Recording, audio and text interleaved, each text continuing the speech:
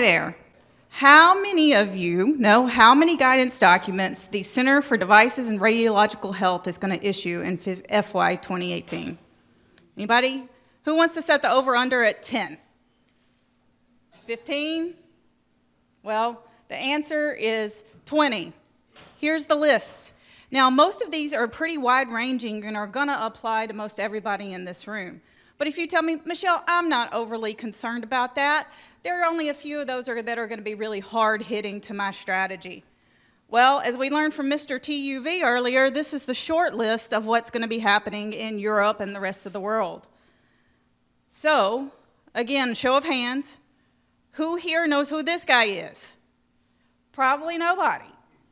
He owns a very large quality management system consulting firm, and he builds quality management systems for a number of sectors, including medical devices.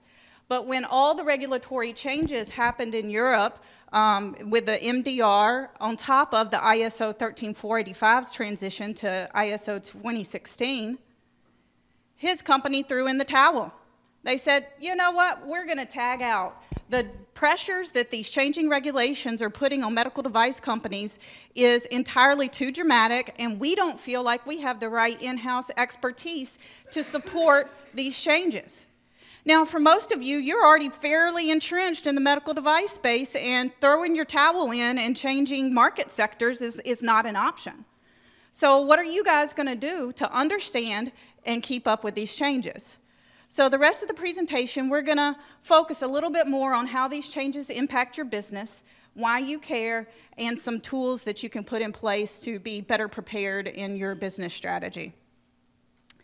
But before we do, we're going to use Joe's handy tool. So I want you to text 44222 with the word RegPath, one word, if at any point you want a copy of these slides.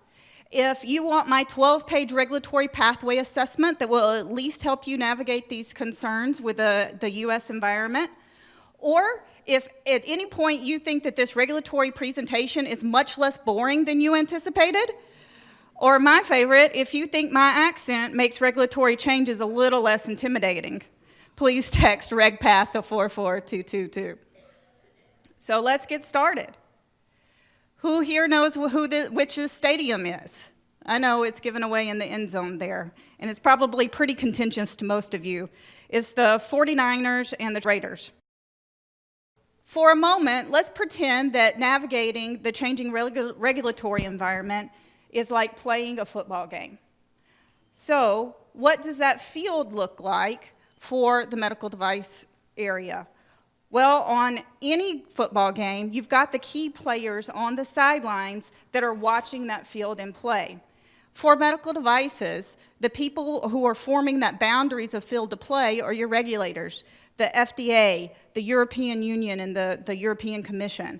You have a number of other countries that have formal medical device regulations. And then there's always a set of customer requirements to balance that may or may not align with those regulatory expectations.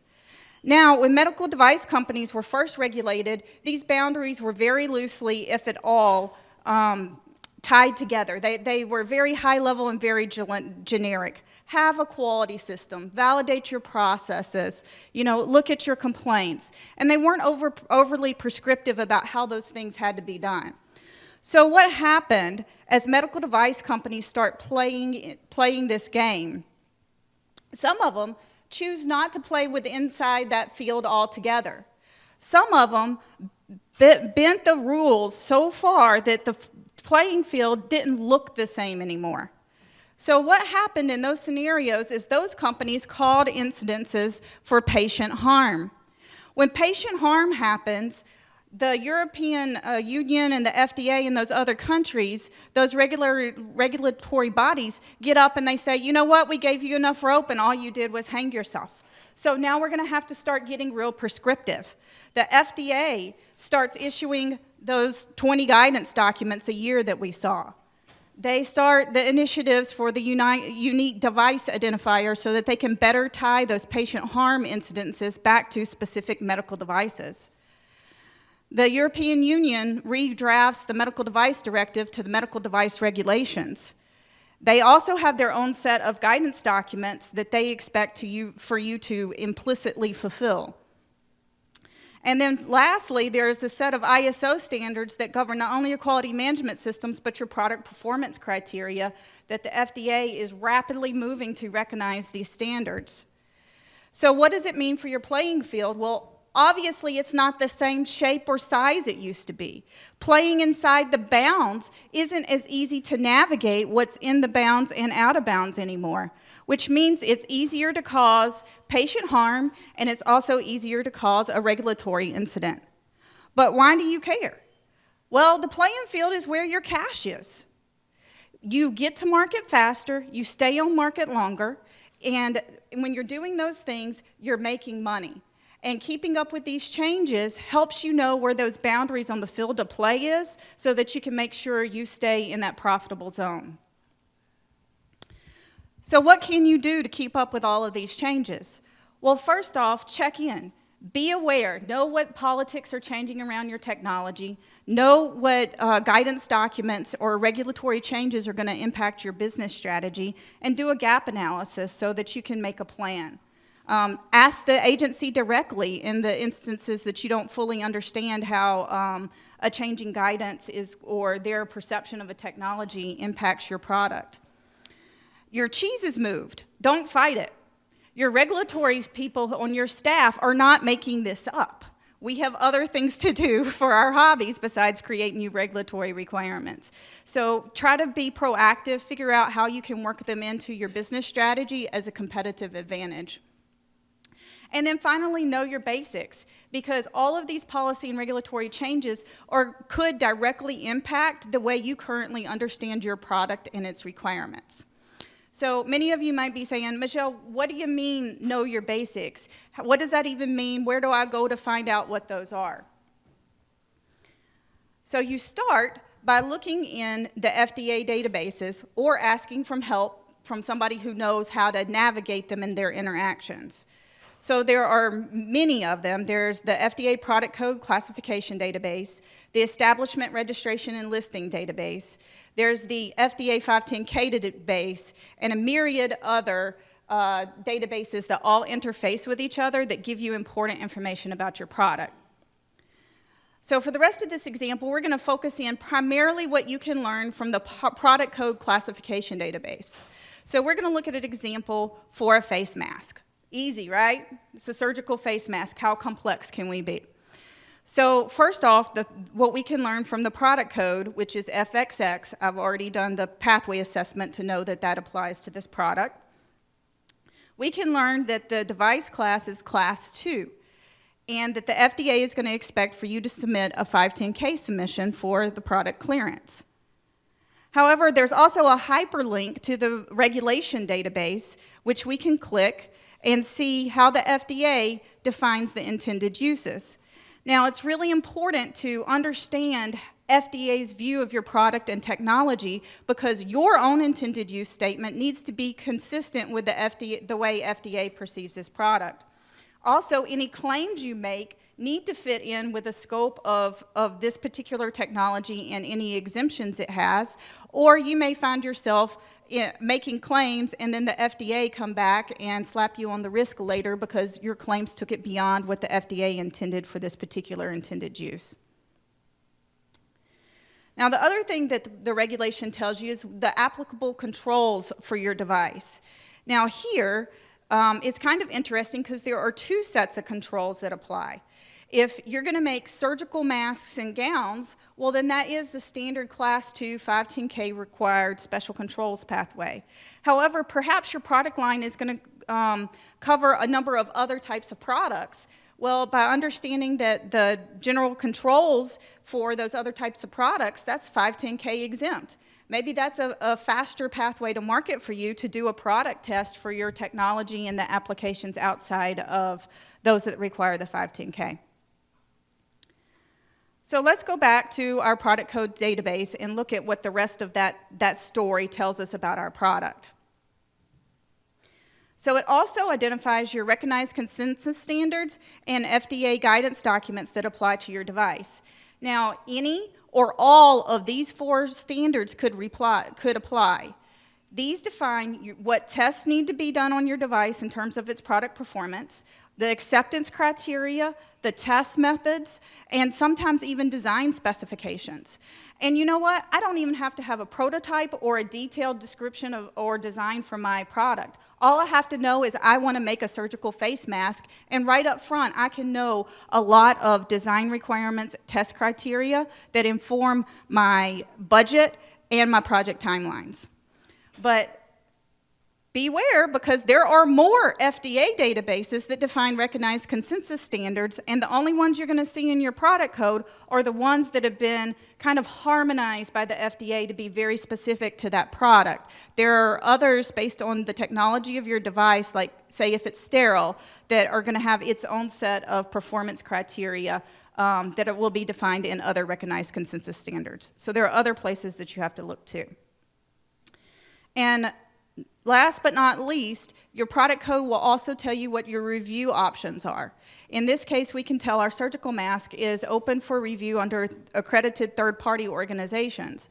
Now, this can be a double-edged sword because it has the possibility of using a third-party review, can shave 100 days off of the turnaround time on your submission. However, for some of these areas where there are a lot of politics or new regulations, the third-party review may slow you down a little bit in that process of kind of negotiating with the FDA. So if you do these basics, you're going to be able to increase the safety and efficacy of your device, which is going to help you better meet your patient and market needs. And when you do that, your products are going to get to market faster. Your products are going to stay on market longer. You're going to build brand credibility with your customers and brand credibility with the regulators. And when you're doing that, you're safely navigating those boundaries of the field of play, and you're staying squarely in that place where you're making your cash and being profitable. So I have worked across the spectrum of medical device companies, from large-scale med device and pharma, contract manufacturers, and everything in between. And it's given me a really unique perspective for startup companies, and I'm really passionate about helping startups integrate these principles into their business strategy and not just treating regulatory requirements as a necessary evil. So give me a call if I can help you secure any of these things as competitive advantage for your company.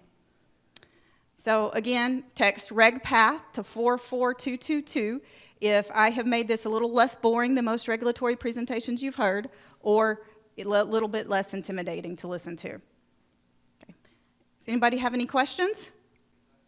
Yep, that's one of my favorite topics right now, and I think the FDA might have secretly hired you or Derek to rebrand themselves in that area. Every once in a while, the FDA comes up with an initiative that looks like it's new, but it's just a little bit of a wolf in sheep's clothing. So the FDA has a program called Abbreviated 510K, which is currently the method where you use recognized consensus standards for your product to claim conformance instead of just a traditional substantial equivalence review, which is your traditional approach. Well, the FDA is now trying to involve recognized consensus standards even more in their product clearance process, because the substantial equivalence process is challenged because you can claim equivalence to a device that's been on the market for 50 years that may be technologically limited and really not affecting the best of the safety and efficacy models that we have today. So the FDA is trying to reincorporate these recognized consensus standards in a new way, and they're taking it a step further beyond just the abbreviated 510K path, and they're looking at a way to have accredited laboratories that you send for testing to these recognized consensus standards, and they give formal reports back to the FDA on their device, on your device that they use to clear your product. So it's really like the original abbreviated 510K path, but on steroids. So, yes. So the question was, can I comment on the changing requirements for post-market surveillance? And in the FDA, some of the unique things that the FDA is doing for post-market surveillance is the way that it's using to clear devices. So they can clear a device with a 510K, allow it to go into commercialization with the acknowledged set of concerns over certain safety and efficacy items. And so the FDA, where they might have stopped a submission before and said, no, you need to go do a trial pre-market, is now moving to a position of, we have these specific concerns, let's agree to a post-market surveillance plan, and you come and turn in a report to me after a certain period of time to close those gaps. So the FDA is starting to use post-market surveillance and trying to pull it forward into that kind of pre-market approval environment. Okay, well, come see me. I have a booth next door. Come see me later, or get a copy of my form and put some time on my calendar if you have any more questions. Thank you.